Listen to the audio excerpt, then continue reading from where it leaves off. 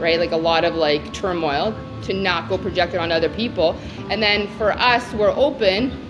If we're naturally supposed to be zen, calm, we can actually have a still mind and be calm. It's an understanding that like when we're not feeling good, it's because we've surrounded ourselves with the wrong people. People that if they behave this way, speak this way, or treat me this way, that I actually exit the relationship for good or exit the environment. And then you have to communicate that. And that's something we have to communicate. And then we also have to uphold. I think I wanted to go to the standards and boundaries here a little bit, if you don't mind, especially the holidays are coming. Mm-hmm. And I think a lot of us are like, oh, man, so much triggers coming, the family and like stress and everything. Yes. Let's go there. Mm-hmm. How do you define that for us? Like, can you define like standards and boundaries? I think you did such a great job in the program as well. Yeah.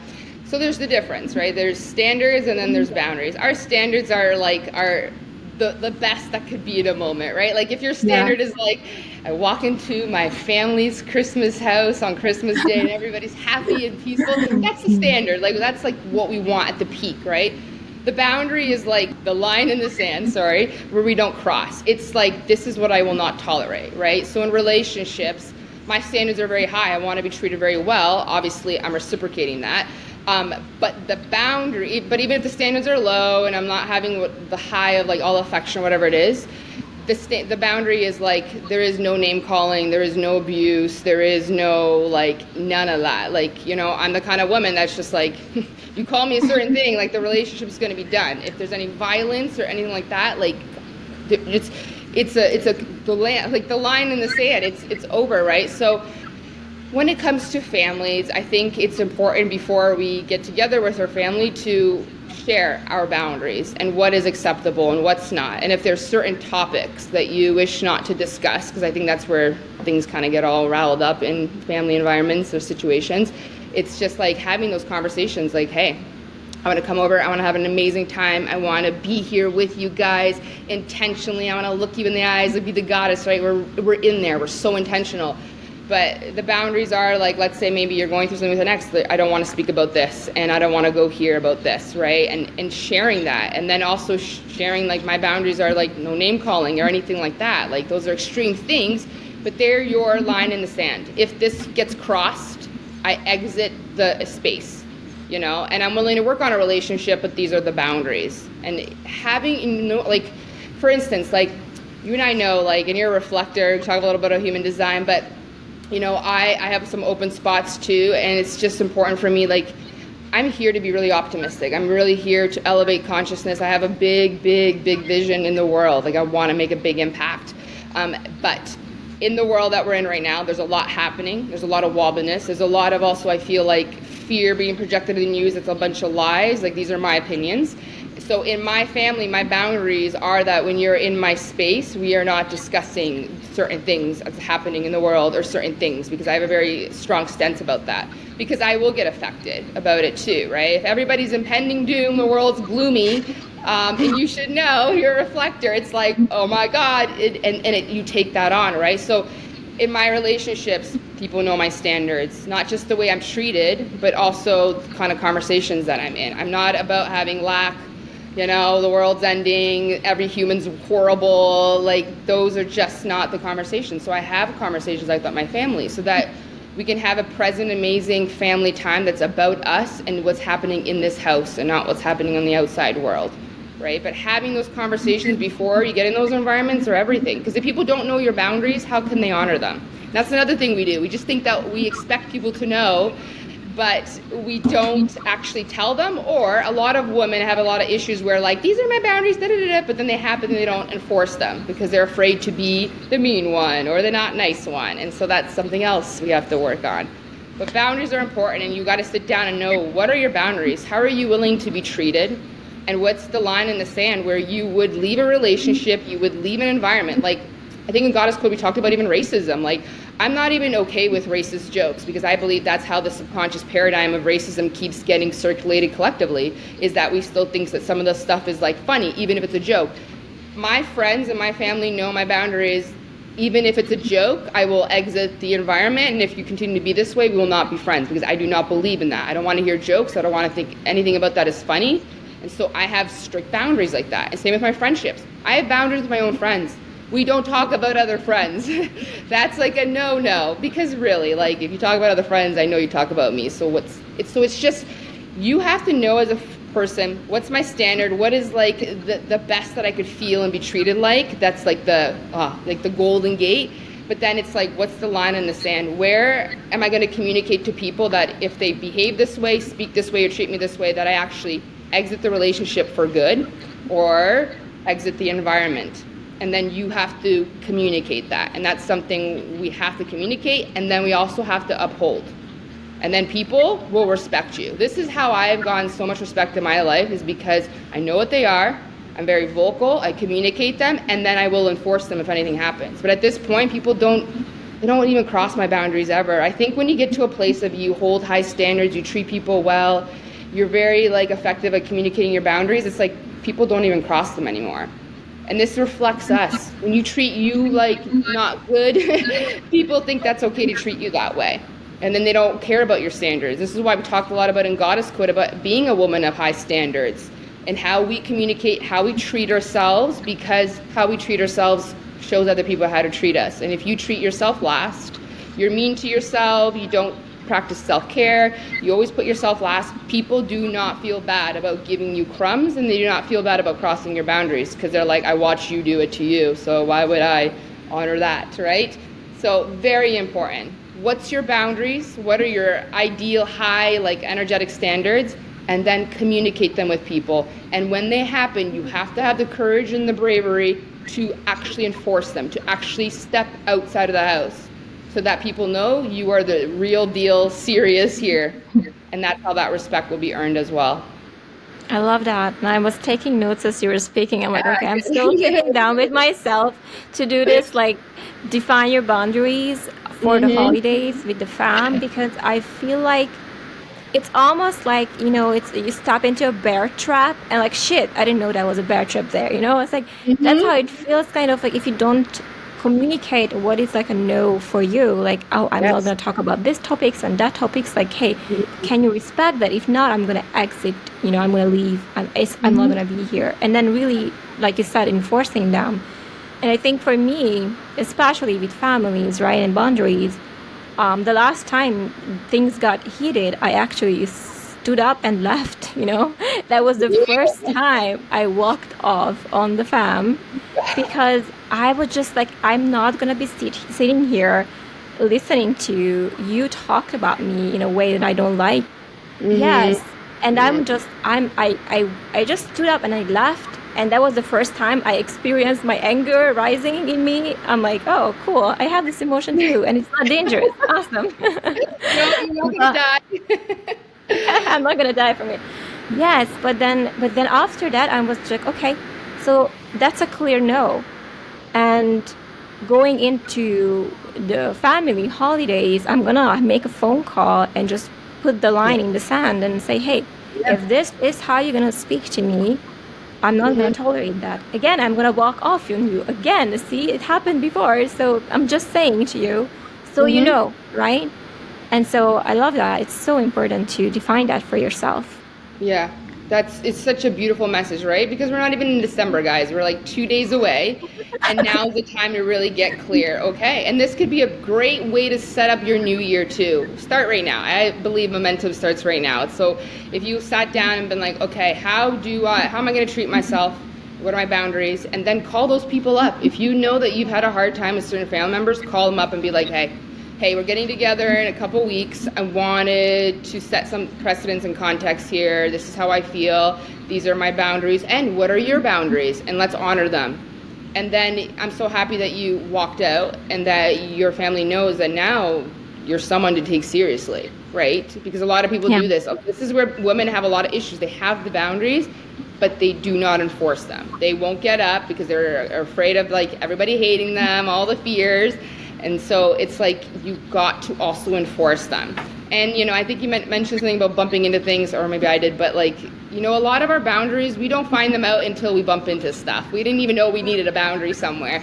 And in business, we learned that the hard way. It's like, oh, okay, this is why I should redo my terms here. This is why kind of have this conversation, right? Because sometimes it is about trial and error, and sometimes things will happen and you'll be like, okay, this is the boundary. But then once you know, you got to go and communicate it to people and then hold it and hold that standard. And I promise you, the more you are someone who holds your boundaries and you raise your standards for how you treat yourself and other people, people will respect you. And I'm one of those people who I'm like, I don't really care if people admire me. I want to be someone who is respected, where they're like, I know this woman, I would never blah, blah, blah, because I respect her. And because I reciprocate. I treat myself so well, and I also treat people so well. And that's like, is that reciprocation there.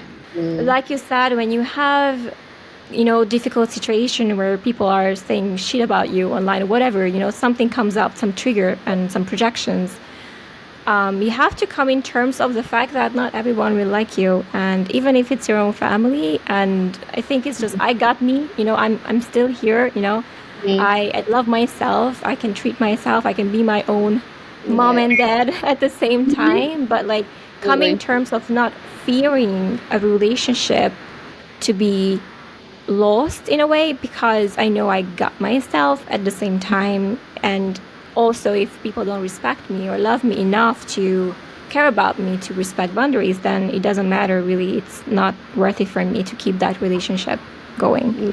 No, and families are tough, right? I will say I have someone in my family that is going through a bit of a psychosis, drug related, and we in my family tried doing an intervention. I'll just tell you a little bit, and now it's a lot of projection onto me just for trying to help, where I'm being slandered all over the internet, and you know what I mean. And people are like sending me stuff, and they're like, "You're not bothered by this," and the reason I don't get bothered is because it's a projection. It's something that someone has to work within themselves and they're not ready, and I mirror that back to people. And so then they project that it's really your fault and this is the reason when we know it's not. And so I don't get offended. I have become so strong, especially being in this industry almost 5 years, that like literally like, and I will say like the only people that project on me are people who like don't know me, people who just misunderstand me, but it's never been from a client or someone in my world. It's just someone from the outside, right? And a lot of projections are literally me just being like, this is what you should work on. And then it's like, and so you got to be okay with it. And it's okay. But I find a lot of people get really triggered. They go do the work and then they end up coming back and things will be okay. But it's okay. It's going to come with it. This is why like emotional intelligence is everything. Hold the pressure, hold the tension. The more you can do that and still lead yourself like a leader, even when you're angry, and you have the right to, right? Someone could be slamming you all over the place. You have the right to be angry, but is it worth it? Is it worth compromising everything you've built and who you are as a person for that one moment where you are really angry and it's clouding your judgment and your wisdom? And this is why I'm like, is it worth it compromising this? No, it's not. And then you just take space and you understand people come and go. Some people stay with us for lifetimes. Some people come for seasons, and it's all beautiful and it's all flowy. But my heart goes out to you, and I think you're going to be A-okay. I'm fine. I'm okay. I'm good. Thank you so much for that. And I understand how you feel, and I'm sorry to hear that. But I think you're strong enough to handle that, and you're just given just as much as you can handle as well. I believe that, So of course you can handle this. Of course you're gonna be okay. And projections or not, I think what's most important is and I learned this a long time ago. Like my peace is so important to me. Like I'm not giving that away. Like as long as I'm happy in zen and peace, people trying to mess with that, like no thank you. Like you guys, you need to just stay out of this, right? That's how I feel, really. Yeah, that's so important. Your space and your happiness and your peace, that's it. At the end of the day, we're all sovereign humans, right? And we just got to be able to be happy alone and know that like we can't have attachments to people. We just can't. Some people go and come and flow back, and you just got to trust people's own life pattern, but not make it mean anything about you. That's the thing we do, is we take a projection. We think, oh my God, is it me? Did I do this? And it's like, no, right? Like this is somebody else that you're mirroring back to what they need to work on, and you just got to trust their path, and that's it. I think, especially me, like being a reflector, and we can go to the human design territories, but I'm like, people project on me for everything, basically. Yeah. And I'm a 6'2", so the 2 line is a projection field too, right? And I've known that my whole life, because it'll be just like literally someone blamed me the fact that their cat died like 5 years, 20 years ago. I'm like, I was like 10. I don't even know. Like, you know what I mean? Just silly stuff sometimes. But you know very well too, as being a reflector, like you reflect back the environment, like the community, right? So in your family, you're reflecting back things that your family has to work on, but then they're projecting it back onto you, right? Because you're literally taking in everything. And so as a reflector, if anybody has an open emotional solar plexus that's in like human design, like we take in people's emotions and we amplify them, right? And then sometimes we make it mean that there's something wrong with us, but it's like, no, if you just took space for you, and you know this, right? As soon as you get out of a space that was making you feel really bad, it's like the emotions go away. But it's crazy how you can be near people's auras and all of a sudden feel everything, and it's so like strong, and it makes you feel like there's something wrong with you. We actually get even more angry than the person that's angry that we're taking on that energy, which is so wild, right? So that's why I love even teaching human design now and understanding that half the world is walking around projecting, broadcasting 24/7 their emotions, and then half of us, open one, and you're open and I'm open, we're taking it in and we're amplifying it. And so for the people that have open emotional solar plexus, it's so crucial you have space to be completely alone and know when you're emotional. That has nothing to do with you. We're actually supposed to be cool cucumbers when we're in Zen, right? That's actually our natural alignment. It's the moment that we're very manic, anxiety, like it's because we just walked into an aura of someone that's defined, that's projecting, broadcasting their energy, and we're taking it in. In my house, we have 4 people that are open and then 2 kids that are defined. And I will tell you, as soon as they're going through something, they walk in a room and all of a sudden, like, I get angry. It's the wildest thing. And I know, like, some people are not open to human design yet, but it's been pretty much of a game changer in my family, too, to understand, like, okay, now people who would define emotional solar plexus, who are broadcasting their waves all the time, 24/7, need to be more radically responsible with themselves and take space, especially if they're going in a high wave, right? Like a lot of like turmoil, to not go project it on other people. And then for us, we're open. If we're naturally supposed to be Zen, calm, we can actually have a still mind and be calm. It's an understanding that like when we're not feeling good, it's because we've surrounded ourselves with the wrong people. You as a reflector, you know you're in alignment when your environments make you feel happy and at peaceful and at Zen. You know when you're out of alignment, when you're depressed, despair, think that there's something wrong. And that's the same thing for me. And it's just an understanding like, oh my God, I was just totally absorbing someone's stuff. Let me go take space alone. And so it comes back, all of us, again, need emotional intelligence. Whether you know your human design or not, we're all either broadcasting, projecting our emotions onto people, or we are taking them and thinking that there's something wrong. And it's like, that doesn't work. Everybody needs to take space. As a 6'2", I'm like here literally showing people, I'm like, take space for yourself. It's okay to be alone. It's okay to be a hermit. It's okay, like, and that will make you so healthy and more consciously aware of just who you are and how you're supposed to naturally feel. And that's such a big thing to like actually focus on. Imagine if everyone knew like their human designs and also emotional intelligence, and be like, I can see a world where they're like, okay, sorry, I tend to project a lot. So if you are reflecting, okay, cool. So if you take that, it's not about you. Just like letting you know, okay. Like imagine if that would be our world. I laugh, right? I laugh because like it's so woo. But if my story, if you guys know, like I came from the corporate world, so it was really weird when I first started talking about manifesting. You know, I was like, corporate world to this, and now I'm like teaching human design. But it's so funny, I have like a bunch of clients who are watching with like their corporate husbands and their doctors, and they're like, this is better than like the Myers-Briggs like personality, this is better. They're like, holy crap, right? Especially the ones who have the defined emotional soul plexus. They're like, this is why I'm always emotional. I'm like, yeah.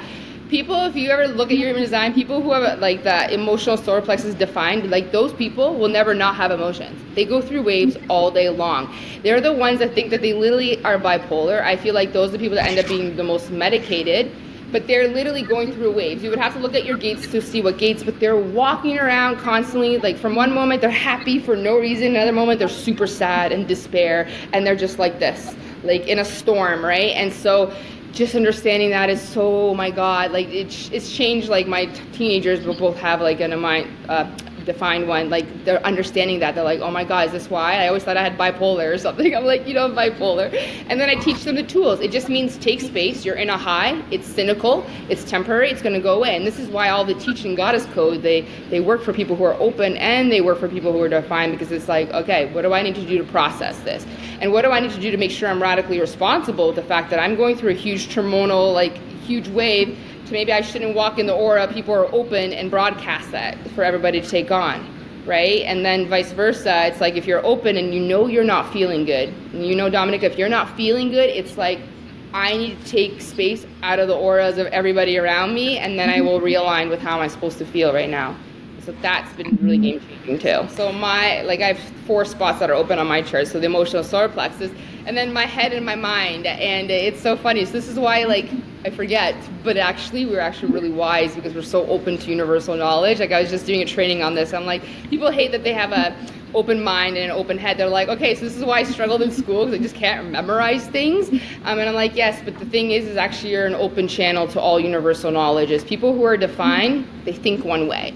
So I have people that surround me, they think one way, they see through one filter, through one lens. You and I, oh my gosh, doesn't matter where we go, we have inflow of like, oh, this is one way to do it, this is another perspective. And in the world, it's like there is not one way to do something, not one way to look at something. And so what I've loved about the Human Design Program is I'm giving people the gifts of the spots where they're open and they think there's something wrong with them, and it's like you have access to the God portal, like divine channel to come through you with all the wisdom through time and space. I don't know if you have any feelings of like sometimes you feel like you can see in the future or in the past, but you are completely open, so you are literally a vessel through where all knowledge comes through. And so I give people who are struggling in school, I'm like, oh my God, 70% of the world is open head. But we have a system that defines our self-worth and our intelligence based on memorization through school. I wonder why people either burnt out, become overachievers, or they literally think that they're so dumb and not made for the system that they have low self-worth and completely quit. And so I've been teaching this lately, and people are like, oh my God, this makes so much sense. But there's gifts. There's pain in your open center, but there's so much wisdom and there's so much gifts, and you're not stuck. You're fluid. We're fluid, baby. Like info, the way we process things, the way we feel, and it's just gotta know. The more consciously aware that we are of ourselves and of other people, I swear it's been a game changer for me in my relationships too. It's just like, oh, this is why I'm thinking this way. Oh, this is why I'm feeling this way. This is not me, but it's awareness, instead of like what we talked about in Goddess Code is when you're feeling really bad, what do we tend to do? There's something wrong. So let me tap into my impending doom mind that creates scenarios that aren't even real. And then we get in that state of panic and we start manifesting things we don't want. But it's no, I'm feeling something really off. This is not me. All I need to do is at some point today take space for myself and realign with who I am and just understand not feeling good, but I'm going to hold this pressure and tension in my body until I get space to kind of process it and not make it mean anything. Don't make your emotions mean anything. You're not your emotions. They're constant, they're fluid, and if you take space, you'll get back in alignment. I love that. And I wanted to add here when you said about the open head and how open we are to everything and all. Mm-hmm. I go so deep to topics that I start contradicting myself. So I can never really settle on is this the universal truth? And I'm like, nope, it's not, because I'm digging and I'm like, shit, I find evidence of the opposite. And I'm like, yes. So it's never really stopping.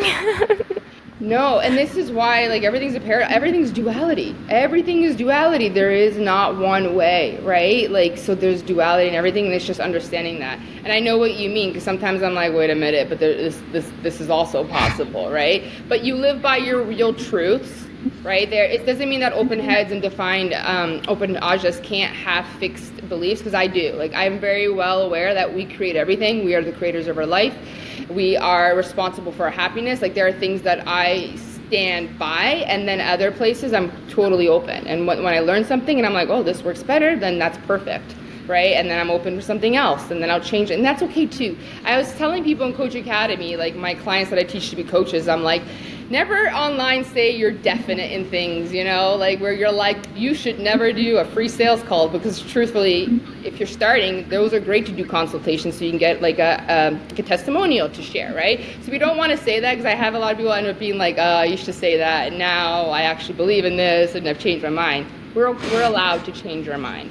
You have your truths, I have my truths, and then I'm always open to different ways of looking at something, because there's not one person that's the same.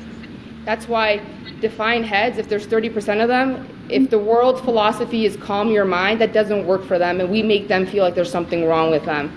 So see what I mean? So there's not even, I wrote a post like a couple weeks ago, like, this is so brilliant, because people are like, I wrote about how there's not one size fits all solution, philosophy to anything. And what I say to people is that even if you don't take on my truth, you'll learn yours through contrast, because this is how we learn. We either learn for validation, I agree, Alina, that's totally true with me, or you believe the opposite, which is you learn through contrast. But either way, you learn your truth. And so even in all my programs, I say, take what you like, leave the rest. But either way, you're going to learn through me, either through validation or contrast. But whether it's contrast or not, you're going to learn what your truth is, and that's what we want. We want to know what really is true for us and what works for us, and keeping that open. And we get to change our mind, that's fine. Yeah, I love that. And I agree with you. There are certain things that I believe as well. Like you said, we are responsible for our life and happiness and all of that. But of course, there are certain areas when I'm open-minded. I'm like, okay, that's true, and that's also true. But I also can see sometimes both sides, and I'm like in the middle as an observer. I'm like, okay, Be I'll see. observer.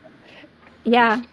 Keyword. That's something I was telling everybody. I'm like, even if you're defined heads, be the observer of your thoughts and just witness them. Never be like, this is the truth, this is what it's supposed to be like, but just really observe them. Because if you're open head, and I'm an open head, or anybody else is listening to this that understands human design, you're going to take in people's thoughts and ideas and actually think they're your own. So this is, again, why take space.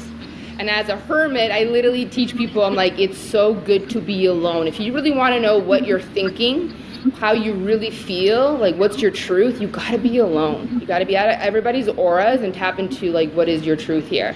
But we're supposed to be open, because like I said, I can only teach open heads how to meditate calmly, but a defined head needs a meditation that actually stimulates their mind, because their mind will never be quiet.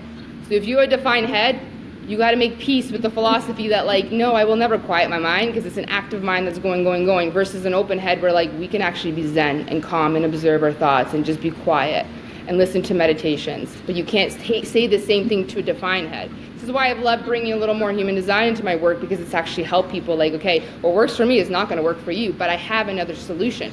So what's great about you being a reflector is that like, you're going to be attracting clients, whether they know they're human design or not. You're going to know that some people are going to need this philosophy and some people are going to need this philosophy. But what's great about us is that because we can actually mind read, if you're an open head, open ajna, I know, so cool. So you can read minds, you can read energy, you know very well what your client's going to need. So even if it's like you're telling one client right now about something that's helpful, the next client could be completely defined, and you tell them something else that's helpful for them. That's what makes us great spiritual leaders and great mentors, in my opinion, is because we know that no two people are the same. So me saying one thing to one person is not going to be accurate for the next person. And even in my teachings in Goddess Code, there are some things I teach I don't do for myself anymore, but I know a lot of my clients still love blah, blah, blah. And here's like breath work, for instance. I don't practice that much breath work, but I brought in a facilitator into that program, right? But again, so it's for you, it's like, don't get in your head being like, oh, now I'm conflicting. No, it's an understanding. Every human is different, so you can't teach one thing that's going to apply to every single person. But there's universal wisdom, right? Emotions are high, intelligence low. There are those universal truths, and I think if you trust yourself, I always say to myself too, I will always tap into universal truth. I always pray, God, universe, thank you for this human, this soul, this client that I'm about to talk to. Let what needs to come through for them, and be the thing that makes them better than they came to me. And that's kind of how I trust it. Being open is good. You'll know exactly what your client needs, because you won't be able to think of an idea unless you're absorbing it from them. And then you'll be like, oh, okay, well, let me decode this here, actually, because I can actually read your mind. It's so true. It's so true. And I think it makes us also to pick up on like nonverbal cues that they are not even saying like, I had this conversation with one of my friends. She's not even client, but she was like, you should be a therapist. And I'm like, dude, I hear this all the time, but thank you. I mean, it's just because I'm very observant of of their issues and their problems, and I can really Yes. ask good questions back, and they're like, "Oh my God, like I can't believe that you're seeing it so clearly." I'm like, "Okay, You're it's just reflecting. You're literally reflecting, and so am I. So my open head and open ajna literally picks up their thoughts and the way they're processing something. Plus, I open solar plexus, is why it's actually good for a coach to have this. I pick up their emotions. I know what they're feeling. I have empathy, and I know what they're thinking, and then I tap into my universal truth, and I have, it's like the wisdom comes through, and that's something for you. Like, never ever feel you're contradicting yourself. It's just the fact that you're hearing different things, and it's being like, okay, this is for this client, and this is for this client. But you literally tap into their thoughts, their energies, their feelings, their intuition, and you reflect it back to them. That's why, what's therapist though? Therapist is usually asking you questions like, oh, so what you're telling me is this, and so what I'm hearing this, and why is therapy so powerful? Because it's someone reflecting back to what you're thinking. I always say this, like, sometimes you don't need anybody to talk to. If you were just to go talk to a tree and actually speak out your mind, you would get the guidance you need. But it is helpful when you have someone who listens, reflects back, and then can tap into some universal wisdom to like, oh my God, wow. But really, they're feeling healed because you're literally saying what they're already thinking, but now they're saying it out loud, and you're like reflecting it back to them. So it's such a powerful gift. That's why, Dominika, you're a powerful like mentor and coach for people. Like, you know exactly. thank you. And so you are. And so you are. It's amazing. So you know how like everybody's always like, oh, I hate being so open and all this, but no. So much wisdom, it's part of your purpose. Look at what you're doing with the world. You work with clients. Of course you have these gifts to reflect everything back on them. But also you have to have boundaries where you know, like, if there's someone that does not make you feel good, might be a not aligned relationship. Okay, so what are you doing for 2024? I'm so excited and curious because I know we can go forever talk about feminism. Right? We talk about everything. I know. There's so much to talk about, but I just want to wrap it up and just like see where you're headed in your life, business. Like, absolutely. So you guys will see. I'm going to be launching a masterclass. I'm supposed to launch it this week. Just a lot of things happening, but there'll be a final masterclass, and I have the best cool name for it, but you guys will see. But it's really geared towards entrepreneurs or people who are ready to take power back in their life. The thing that I'm seeing in the world is people complaining that they don't have the resources and the money, all the stuff. When again, I feel like victimhood doesn't help us get out of that.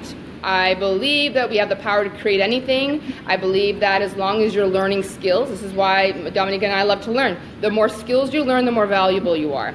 Even coaches, like there are skills coaches. If you can teach people how to build a TikTok video or Reels, do a VA work, like, it's not about being the smartest, it's about understanding that I have the power to make money and create anything that I want if I actually have the courage to go learn. So I'm going to be talking a lot about really tapping back into our personal power, learning that the fact that like if I want to be a valuable person or people want to pay me, I need to go learn skills. So let me take the courage to go learn skills. Just like school, we all got educated, but for some reason now we're like, I don't want to learn anymore from a coach who could teach me how to do social media, how to sell, how to build a business, how to monetize my passions. So it's going to be a lot about monetizing passions, how to build out your social media, because it is one of the greatest platforms in the world. It's free. We're globally connected. We need to be grateful. Unless you're using it like a consumer, is the only reason people hate social media. But if you use it as a creator, I believe that people can create generational wealth, free their life, design a whole lifestyle based on their passion. I am very passionate about this, so you guys are going to love this. This will be open to anybody. If you're an entrepreneur, you'll love this because we'll talk a lot about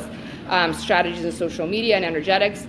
And then I will be opening up in January. My first program is Self-Mastery, #Badass Mode. And this is the program for everybody who doesn't have the discipline and the personal power. This is all about emotional intelligence too, but more about like getting you to do the things you said you were going to do. At the end of the day, we have the goddess. She's in charge of the emotions, but we need the badass, which does the things. Can't just think about things. We need to become them. We need to do them. We need to show up on social media to build it, so the people can come, right? And so there'll be that program, and there'll be a social media program and a sales program. A lot of entrepreneur stuff, and then the badass self-mastery is going to be really for people who have a hard time honoring their words. So if you have a hard time and you're still the same person every year with the same resolutions, I can tell you the reason you still have resolutions in New Year's is because you don't have the discipline. And so that will be the program. But stay tuned. You guys will love this masterclass. It's going to be kind of all but everything we've talked about, but more geared to taking our power back and using social media, how to build a life and the business that we really want in an organic way. Of course. Love it. I love it. Thank you so much, Alina, for sharing on the wisdom here again. Every time you come back, I'm like, oh, girl. I love our conversations. I love our conversations too. I love it. It's just we're flowing so well together. So thank you so much. So excited for your programs and yeah.